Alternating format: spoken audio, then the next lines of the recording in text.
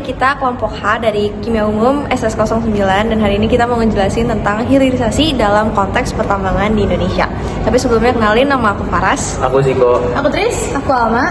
Selamat menyaksikan. Hilirisasi tambang adalah strategi untuk meningkatkan nilai tambah bahan mentah dengan mengolahnya terlebih dahulu sebelum diekspor ke luar negeri. Nah, selama ini Indonesia tuh selalu mengekspor bahan mentah ketimbang hasil tambang yang sudah diolah. Makanya nilai tambahnya itu nggak begitu terasa di dalam negeri.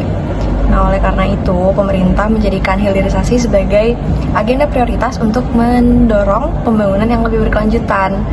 Nah, udah sejauh mana sih hilirisasi itu berjalan dan bagaimana kondisi tambang di Indonesia?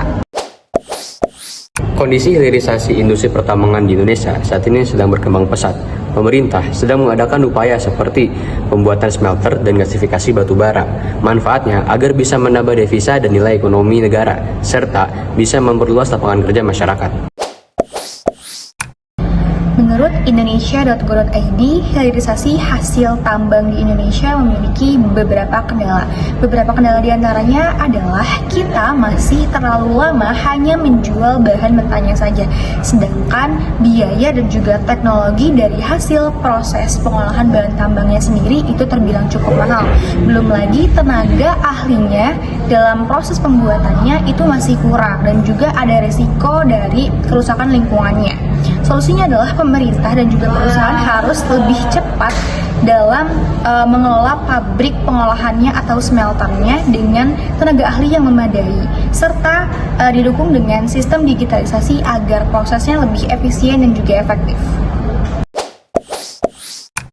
Hilirisasi mengubah bahan mentah tambang menjadi produk yang memiliki nilai yang jauh lebih tinggi. Hal ini membantu Indonesia untuk mendapatkan keuntungan ekonomi yang lebih besar daripada hanya menjual bahan mentah secara langsung. Selain dari meningkatkan nilai tambah dari suatu bahan tambang, proses hilirisasi juga bisa membuka lapangan pekerjaan yang lebih besar untuk masyarakat Indonesia, terutama karena proses pengerjaan dalam sebuah hilirisasi membutuhkan banyak anggota yang bisa membuka peluang kerja di berbagai macam sektor dan dengan berbagai macam keterampilan berbeda-beda.